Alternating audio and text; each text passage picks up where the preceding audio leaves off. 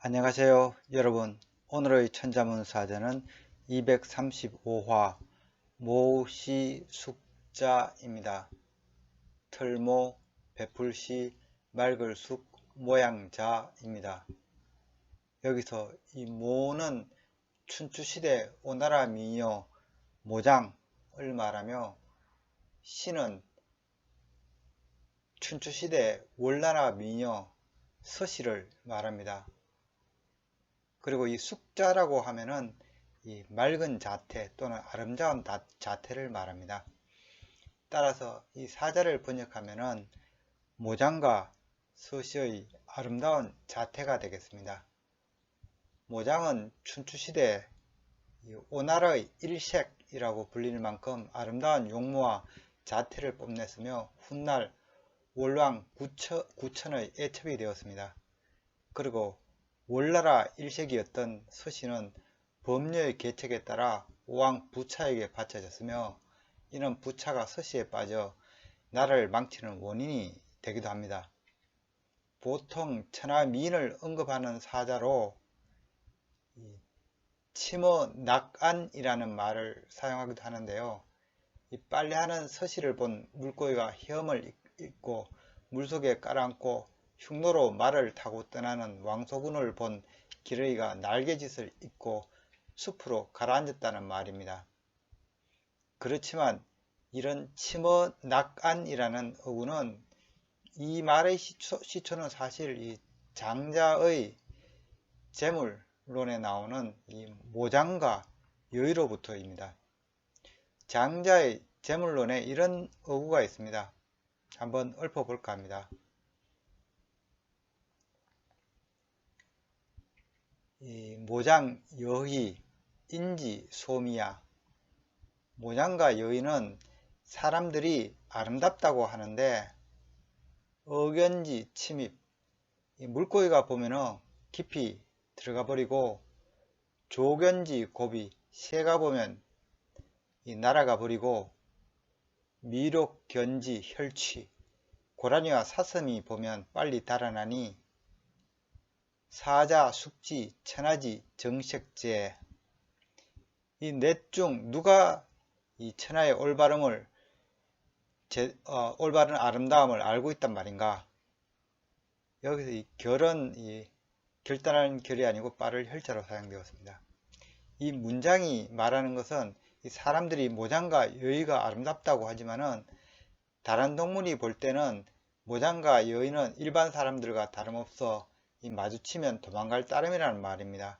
즉 장자가 하고자 한 말은, 사람들이 정의하는 아름다움, 맛, 인의 등은 사람이 정한 기준일 뿐 만물이 다 같이 옳다고 여기는 절대적인 기준이 아님을 의미한 것입니다. 이 문장에서 모장과 함께 언급된 여희는 춘추시대 진흥공의 애첩 여희를 말합니다. 원래 장자가 말한 이 치머라는 의미는 미인도 일반인과 다를 게 없다는 말이었지만, 이후 시대가 바뀌면서 문인들이 빼어난 미녀를 찬양하는 어구로 사용하게 된 것이 치머가 되겠습니다. 그럼 글자에 대해 살펴보도록 하겠습니다. 먼저 트럭모를 설명드리겠습니다. 트럭모는 원래 깃털을 그린 자형입니다. 겉문을 보면은 짐승틀이 아닌 새의 깃털을 닮아 있습니다. 그러나 자형은 점차 새, 사람, 짐승 등 이 몸체에 붙은 모든 털을 의미하게 됩니다. 털은 보통 한 가닥만 있는 게 아니라 뭉쳐져 있죠. 그래서 이 겉문은 이 아래에 이 열십자가 이렇게 추가되기도 합니다. 고대 숫자에서 열십자는 매우 많다는 것을 의미하기 때문입니다. 털모자는 이 자형이 오른손을 그린 이 손숫자와 매우 닮아 있기도 한데요. 겉문에서는 이 끝이 이 우측을 향하면은 손수, 좌측을 향하면은 털모자로 구분되어 그려지게 됩니다. 소전에서도 그러한 표기가 완전히 자리 잡았습니다. 털은 가늘고 가볍다는 인식이 있기도 하며, 이 털로 만든 모피는 일찍이 인류의 사랑을 받았습니다. 또한 사람이 짐승을 잡게 되면은 먼저 털을 불에 태워 껍질을 정리하게 됩니다. 그래서 털모자는 잡은 짐승의 털을 제거하다는 뜻도 있습니다. 그래서 오늘날 이 털모자가 의미하는 바는 이 털, 트럭, 모피, 가볍다, 뽑다, 자질구레하다, 태우다, 짐승 등이 되겠습니다. 한편 이 털모자는 이 털이 많이 모여 있어서 촘촘히 모여 있는 털을 의미하기 위해 자형을 따로 만든 것이 이 솜털취가 되겠습니다. 이는 나무목을 3개 겹쳐 숲을 3을 만든 것과 같은 제자 방식이 되겠습니다. 솜털취가 의미하는 바는 솜털, 털뭉치, 모직물, 털가죽, 연약하다, 만나다 등이 되겠습니다. 다음 자는 베풀시입니다.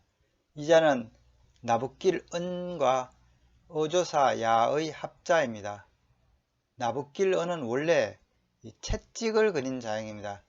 채찍의 용도는 사람이나 말을 때려 일을 시키는 도구입니다.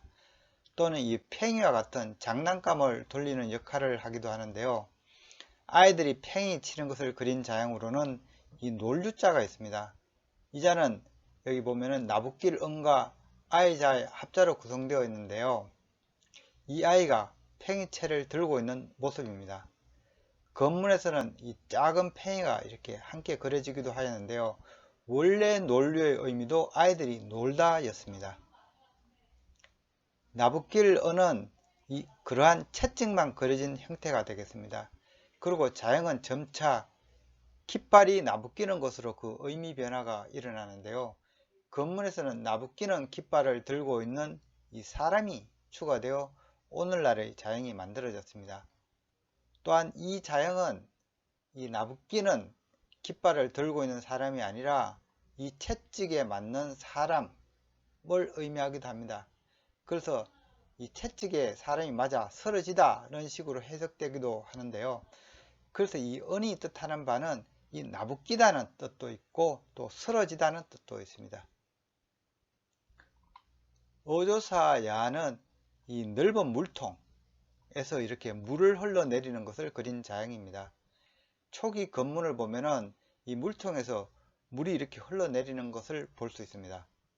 나중에는 좀 더 명확하기 위해서 이 아래에 이렇게 물잔이 놓여지기도 하는데요.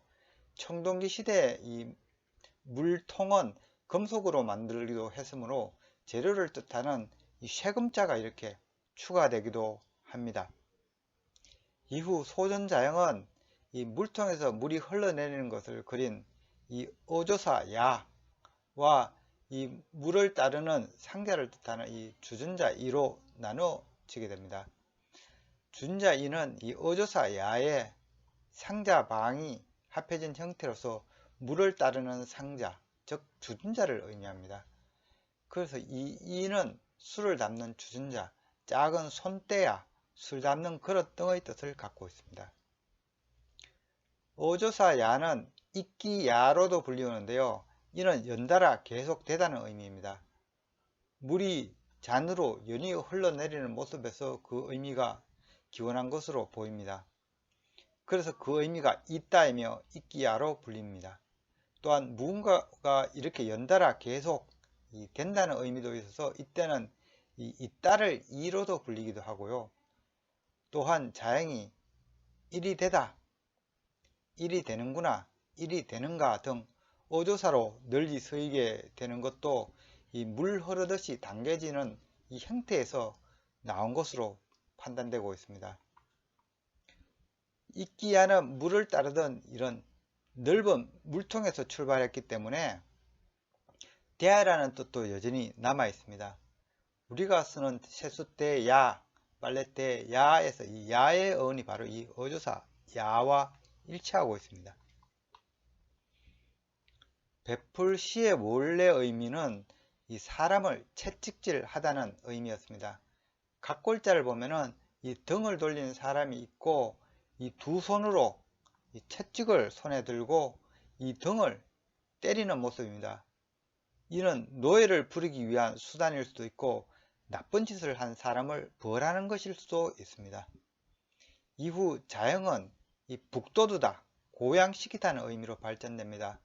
그래서 이 건문자형은 이 언덕부와 이 이끼야의 합자로 그려졌습니다. 즉 언덕에서 이 물을 흘리는 것으로 볼 수 있는데요. 바로 널리 퍼뜨리다, 베풀다는 의미입니다. 소년자형에서는 이 언덕부가 사라지고 깃발이 나붓기다는 이 나붓길 언이 이렇게 들어가게 됩니다. 이는 공기 중으로 널리 퍼뜨리다는 의미를 나타낸 것으로 보입니다. 오늘날 이 베풀시는 사람들에게 선행을 베풀다는 의미로 많이 사용되고 있습니다.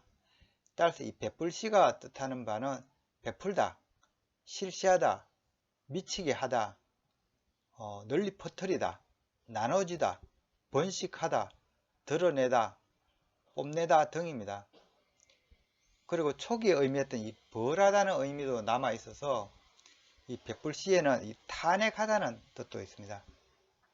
또한 이 이끼야의 영향으로 이 A에서 B로 물건을 이동시킨다는 의미도 이 베풀시는 갖고 있습니다. 그때는 이 옮길 이로 불리웁니다. 각골 시대에는 훈계의 의미를 가진 이 베풀시와 같은 의미로 사용되었던 자형으로 이 고칠개와 힘설자가 있습니다. 이 두 자의 기호는 이 어린 아이를 막대로 훈계하는 것을 그린 자형입니다. 각골자는 이 우는 아이와 이 막대를 쥔 손이 그려져 있습니다. 이 주변의 점들은 이 눈물을 의미합니다. 자형은 소전에 이르러 양육에 힘쓰다는 의미를 가진 이 힘설자와 아이의 버릇을 고치다는 이 고칠개로 나누어지게 됩니다.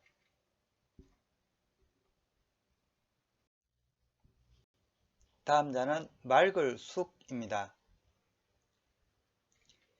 이 자는 삼수변의 이 아저씨 숙의 합자로 이루어져 있습니다. 삼수변은 이 물숫자가 구성자로 이 변에 들어갈 때 쓰이는 경우죠. 그래서 물숫자가 뜻하는 바는 이 물, 강물, 홍수, 수성, 목을 축이다 등이 되겠습니다.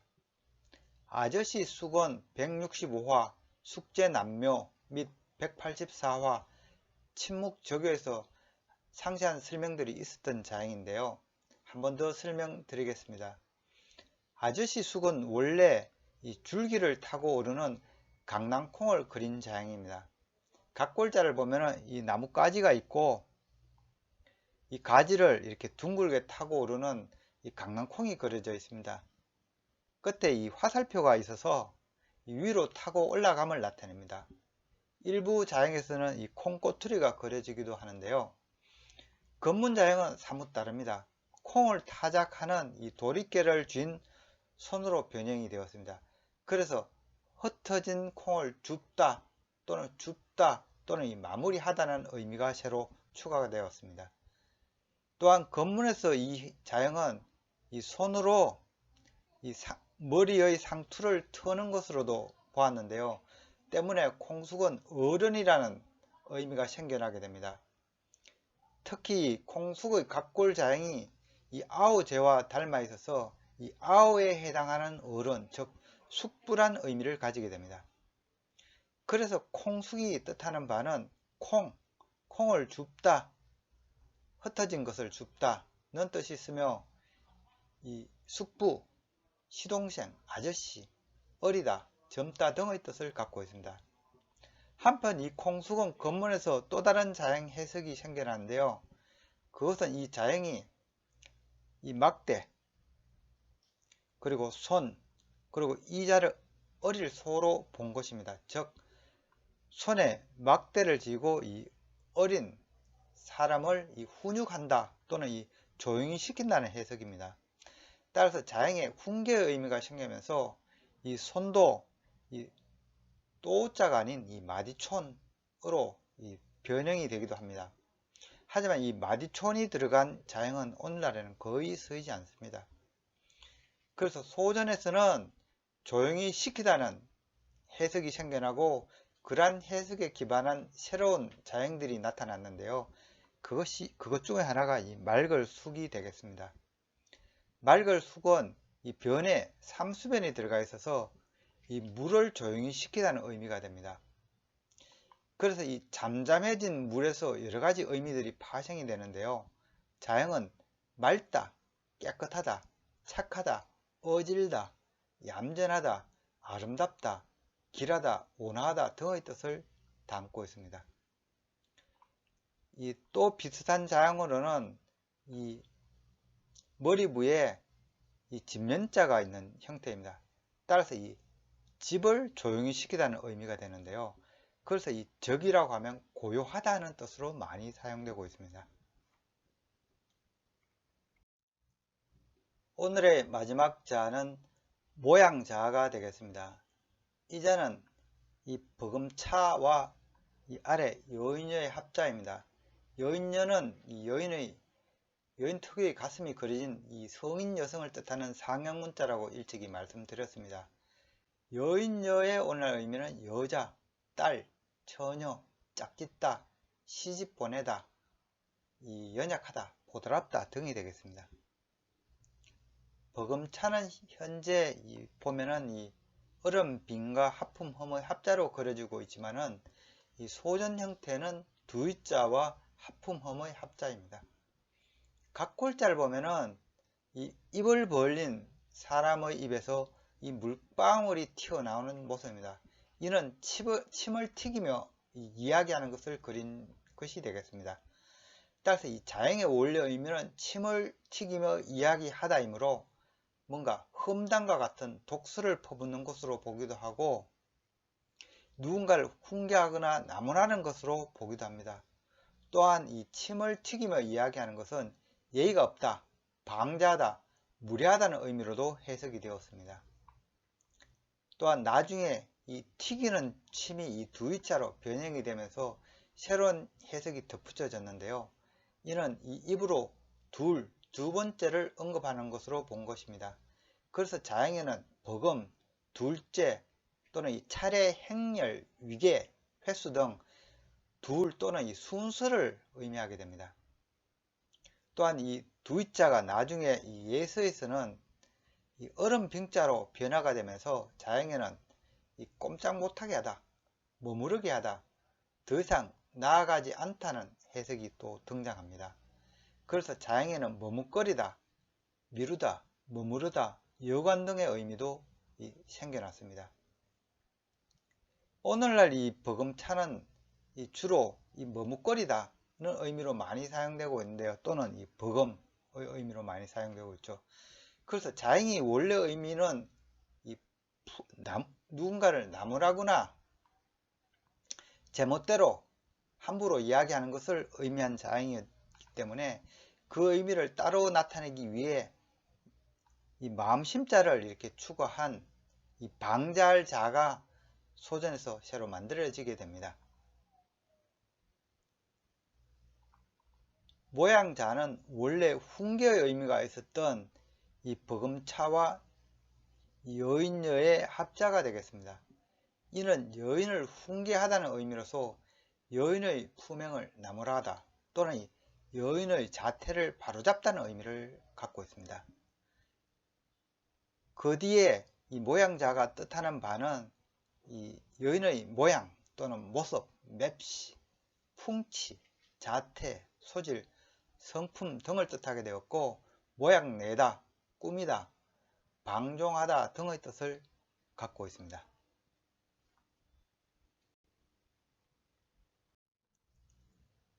이상으로 오늘의 천자문사자 모시숙자 즉 이 모장과 서시의 이 아름다운 자태라는 사자성어를 마치도록 하겠습니다.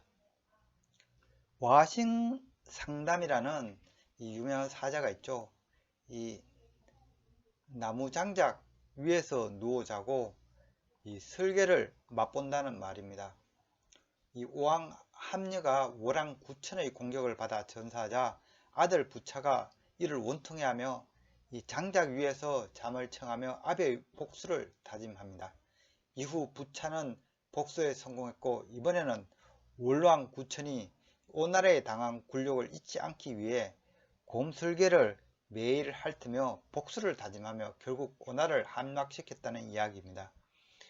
여기서 이 월왕 구천이 오왕 부차에게 사용한 전술이 미인계였다는 것은 야사에 전해오고 있습니다.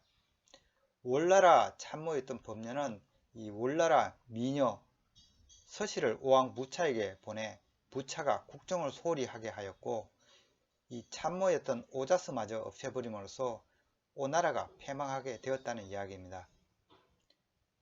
보통 중국의 4대 미녀라고 하면은 이 월나라를 도와서 이 오나라를 패망시킨 이 서씨, 또 흉노와 화친을 위해 그 몸을 바친 왕소군, 이 천하를 어지럽힌 동탁과 여포를 이간질한 초선, 이 국정을 어지럽혀서 결국 안록산의 난을 촉발한 양귀비를 들고 있습니다. 그래서 나온 말이 치머 나간 폐월 수화가 되겠습니다. 서씨가 강에서 빨래를 할 때 물고기가 헤엄치기를 잊고 물속에 잠겼다는 이 치머, 이 왕소군이 말을 타고 갈 때 기러기가 날갯짓을 잊고 땅으로 떨어졌다는 이 나간, 그리고 초선이 달구경을 갔는데 달이 그 미모에 부끄러워 이 구름 뒤로 숨었다는 폐월, 양귀비가 꽃을 만지자 꽃이 오히려 창피해하며 꽃잎을 말아 올렸다는 이 수화가 되겠습니다. 그런데 절세미녀 모장은 이 별다른 역사적 사건과 연관되어 있지 않아서인지 중국의 4대 미녀에는 빠져 있습니다. 그렇지만 중국 고문을 보면은 천하의 미인을 논할 때 이 모장과 서씨는 천하의 미인이다 라는 식으로 모장은 항상 어떤 미녀들보다 먼저 언급이 되고 있습니다. 그래서 중국 최고 미녀는 모장이다 라는 역사학자들도 있습니다. 그렇지만 모장은 현대로 넘어와서는 후대인들 기억에서 잊혀지고 있으니 아쉬울 따름입니다. 지금까지 시청해 주셔서 감사합니다.